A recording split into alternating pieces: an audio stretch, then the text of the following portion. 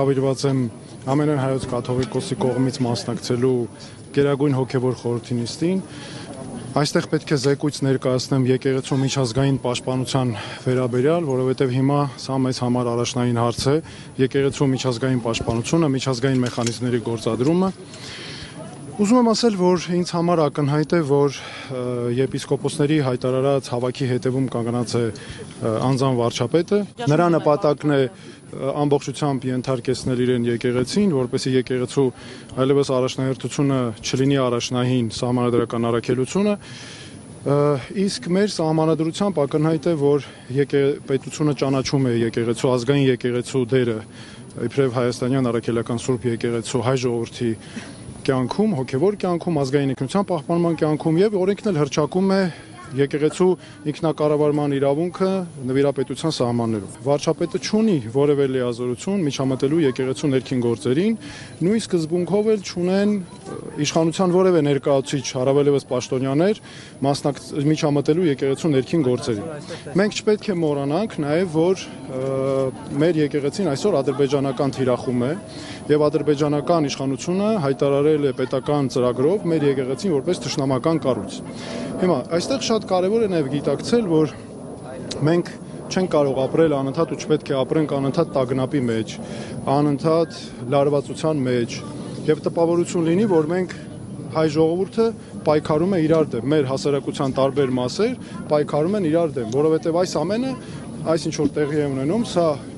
Հայաստանի վարչապետի Նիկոլ Փաշինյանի քաղաքական օրակարգի օգտին է, սրա արդյունքում մեր երկիրը ոչ զարգանում է, աշխատատեղեր ունենում ենք նոր, ոչ, մեր երկիրը ամրանում է, ոչ, մենք ունենում ենք զարգացած զինված ուժեր, անվտանգություն, ադրբեջանական զինծառայողները դուրս են գալիս մեր սահմաններից, ոչ, հետևաբար սա օրակարգ է, որը մեզ պարակտում է, մեզ ավելի թուլացնում է եւ լուծումը սրա ես կարծում եմ մեկն է, մենք պետք է ունենանք այնպիսի իշխանություն, այնպիսի պետություն, որտեղ իշխանությունը չի միջամտում եկեղեցու ներքին գործերին, այլ բացառապես պահպանում է օրենքը եւ իսկ իհարկե նաեւ եկեղեցականներն է կարիք չունեն այդ պարագայում զբաղեցնելու կամ հավակնելու, հայտարարելու, հավակնելու որևէ պաշտոնի։ Ես կարծում եմ սրանք են լուծումները։ Միջազգային պաշտպանություն եկեղեցու այսօր արժանորեն համարժեք արձագանքներ տեսնում եք միջազգային հանրության կողմից եւ եթե ոչ, ապա ինչու է նաեւ եկեղեցական տարբեր այսպես կառույցները նախընտրում հերթապահ հայտարարություններով բավարարվել։ Միջազգային մեխանիզմը անպայման պետք է գործադրել մեր առաքելական Սուրբ եկեղեցին պաշտպանելու համար, որովհետև մեր եկեղեցին մեր ազգային հենասյուներից է ինքնության եւ նաեւ իր համաշխարհային թեմերով մեր անգամ երկրի ժողովրդի անվտանգության նաեւ համակարգի անբաժան մասը։ Պետք է նկատի ունենանք, որ միջազգային մեխանիզմները բարդ են եւ այո դրանց հետ նաև աշխատում է Ադրբեջանը, որ թույլ չտա, որպեսզի մեր եկեղեցուն պաշտպանող հայտարարություններ արվեն։ Եվ նաև շատ կարևոր է, որպեսզի մենք մեր եկեղեցու հետ կապված նկատի ունենանք, որ նման արշավները միջազգայինորեն անընդունելի են, դատապարտելի, որտեղ դրանք ոտնահարում են նաև խղճի ազատությունը, նաև հոգևոր ազատությունը մեր ժողովրդի ու առհասարակ եկեղեցականների թե քաղաքացիների։ Փաշինյանի այսօրվա հայտարարությունը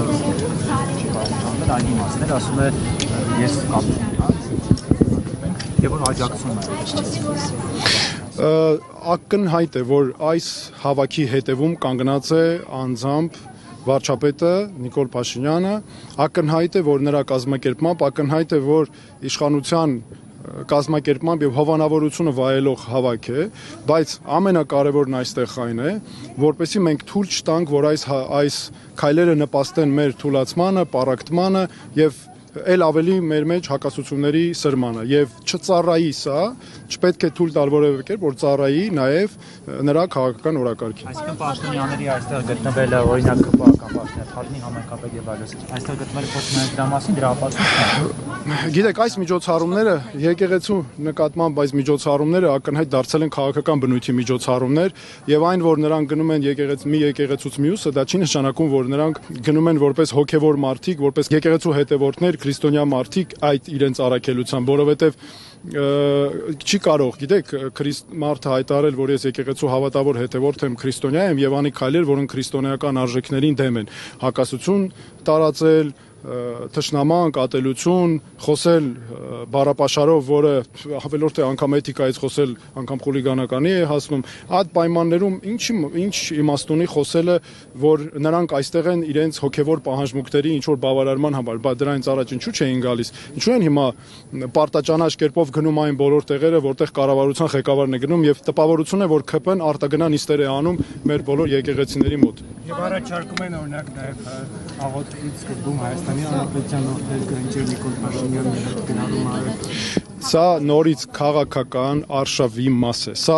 եկեղեցու դեմ արշավի անբաժան մաս է, մենք պետք է նկատի ունենք, սա շղթա է, մենք տեսեք իրավունք չունենք դիտարկել սա որպես առանձին գործողություն, սա մեծ պրոցեսի շղթայի անբաժան մաս է, յուրաքանչյուր քայլ ուղղված է այդ նպատակին հասնելուն, մի դեպքում փորձում են անել, տեսնում են չի ստացվում, մի դեպքում ուզում են այլ կերպ մոտենալ, հիմա անցել են առավել վտանգավոր մեթոդներին, որոնք եկեղեցին ներսից պարակտելն է, տեսան որ դրսից իմ կարծիքով չի ստացվում, հիմա անցել են եկեղեցին ներսից պարակտելն։ Սկզբում հոգևորականներ, որոնք ասենք ինչ որ եկեղեցիներում են հոգևոր ծառայություն մատուցում, հետո անցան տեսեք ավելի բարձր դասի արդեն եպիսկոպոսների եւ այլն եւ որոշումներ առ ոչինչ ԿԳԲ-ի գործական։ Գիտեք, դա շատ ծիծաղալու է, որովհետեւ ամենը եկեղեցու ներքին գործն է, կաթողիկոսի ընտրությունը, եկեղեցու ներսում եկեղեցականների հարաբերությունները, կանոնական իրավունքի կիրառումը, հոգևորականների միջև հարաբերությունները, կարգալույս լինելը, ձեռնադրումը եւ այլն, դրանց հետ իշխանությունը, աշխարհիկ իշխանությունը որևէ առնչություն չպետք է ունենա։ Դա ոչ միայն հակաէթիկական է, հակահոգևոր է, հակաեկեղեցական է, դա անօրինական է, դա ապօրինի է, ոչ միայն պարզապես ապօրինի է, այլ հաճախ նրանց գործողությունները քրեորեն պատժելի են եւ դրանք հանցակազմեր են պարունակում իրենց մեջ։ Այսօր բացատրեց, ասեց, բարձում է իրանք ԽՍՀՄ-ի քաղաքացիներ են ու ԿԳԲ-ի գործակալներ։ Գիտեք, կառավարության ղեկավարը ունի կոնկրետ լիազորություններ, կոնկրետ պարտավորություններ, շրջանակ ու ինքը կարող է անել գործողություններ, որոնց համար պետք է լիազորված լինի օրենքով։ Հիմա եթե նա այդպիսի հայտարարություններ է անում, դրա ճանապարհը շատ պարզ է, խնդրեմ հրաժարական է տալիս կամ իր այս երբ դառնա նախկին շուտով, նա կարող է վերադառնալ իր թերթի խմբագրություն եւ զբաղվել հոդվածներ գրելով։ Ես կարծում եմ շատ լավ առիթ կլինի նաև արդեն իրավունքի գերակայության սկզբունքով դրանից հետո այդ ինչ որ գործողություններ արվեն եւ այլն, բայց այն որ երկրի վարչապետը նման այսպես լիազորություններ ունենալով նման հայտարարություններ է անում, այդ նշանակում է որ այստեղ ավելորդ է խոսել որևէ օրենքից անգամ, այն էլ չենք խոսում ինչ աստիճան են ոտնահարվում լիազորությունները եւ իջարը գործադրվում նման բամբասանքներ տարածելու համար։ Հիմա ես չեմ հասկանում երկրի ղեկավարը ինչ է, բամբասանք տարածող է, ասեկոսեներ տարածող է, օրենքով մեխանիզմներ կան։ Թող այդ մեխանիզմները Երկել որ աղջիկ ունի ամենը նորից եմ ասում ձեզ, այս ամենը եկեղեցու դեմ, ես դիտարկում եմ եկեղեցու դեմ արշավի մաս, վերջ։ Մենք պետք է ունենանք պետություն, իշխանություն, որը ղեկավարվում է բացառապես օրենքով, բացառապես մենք բոլորս հոգնել ենք այս անօրինականություն, ժողովուրդ ջան, համատարած անօրինականություն է, տեսեք մենք էլ չենք քննարկում անօրինականությունները, քննարկում ենք երկրի վարչապետի պաշտոնը զբաղեցնող, երկրի ղեկավարի պաշտոնը զբաղեցնող Նիկոլ Փաշինյանը, հա ինչ որ առավոտը արթնացավ, զգում է իրան ինչ որ, չգիտեմ, հա ինչ որ երկի տակ է զգում, ինչ որ տարբեր հոգևոր զգացողություններ ունի, մի օր զգում է քրիստոնյա, մի օր զգում է այդպես չի կարելի, վարչապետը չի կարող այդպիսի զգացմունքներով ղեկավարվելով երկիր կառավարել, գիտեք օրենքը չի հարցնում ասում դու այսօր արթնացար, քեզ լավ տրամադրություն ունես, թե վատ տրամադրություն ունես, կան օրենքով վերապահված նախատեսված լիազորություններ եւ վերջ, դու պարտավոր ես կատարել։ Ինչ է նշանակում ես այսպիսի բան եմ լսել։ Այդ նույն բանը կարող են գնալ որևէ մի տեղի մամուլի էջերում, ասենք գրել։ Ինքս իր խոսքերով հոգևոր նորոգումը բացատրում է այսպես, ասուլիսում ասեց Հիսուս Քրիստոսն իմ հարազատն է, Հիսուս Քրիստոսն իմ միտքն է, Հիսուս Քրիստոսն իմ գիտեք, երկրի ղեկավարի, երկրի կառավարության ղեկավարի պաշտոնը զբաղեցնող անձի միակ հարազատը, միակ ընկերը եւ միակ ղեկավարման աղբյուրը սահմանադրությունն է եւ օրենքը, վերջ։ Ինչ է նշանակում, ես այսօր այստեղ եղա, այսօր այնպես եմ զգում ինձ, հետո եղա բլիազորությունները, սա շատ կարևոր է։ Այնուհանդերձ, երբ որ նշում են Նիկոլ Փաշինյանի եւ մյուսների մեղադրանքներն անհիմն են, նրանք խոսում են առանց փաստերի, բայց այնուհանդերձ չեք կարծում, որ վեհապար Հայրապետը պետք է հավատավոր ժողովրդի հետ այսպես ասած կոնտակտի դուրս գա եւ այս հնչեցված կարծիքների հետ կապված ինչ-որ բան ասի, որտեղ ժողովրդի մոտ անորոշ վիճակ է, լսում են մեղադրանք եւ չկա հակառակ կողմից որևէ Դա եկեղեցու գործն է։ Ամենայն հայոց կաթողիկոսը ինքն է որոշում, որ պահին հանդես գա ելույթով, ինքը կքննարկի, եթե գտնի նպատակահարմար, հանդես կգա խոսքով։ Ես կարծում եմ, որ ամենայն հայոց կաթողիկոսը այդ խնդիրը չունի, չէ՞, բարբերաբար հանդես են գալիս ուղերձներով, քննարկումներով, մեր տարբեր եկեղեցիները բաց են։ Դա եկեղեցու գործն է, այս դիսկուրսը, որ բերել մցրել են մեր մեջ, տեսեք ինչ են անում, մենք մեզ անօրինականություններ խրախուսելով, ժողովուրդ ջան, մեզ հանել են իրար դեմ։ Հիմա տեսեք այս հավաքները, որ տեղի են ունենում, չէ՞։ Մենք չպետք է դուլ տանք, որ մեզ սա վերածվի մեր դեմ պայքարի ինչ-որ բանի։ Հասկանում եք, սա շատ կարևոր է։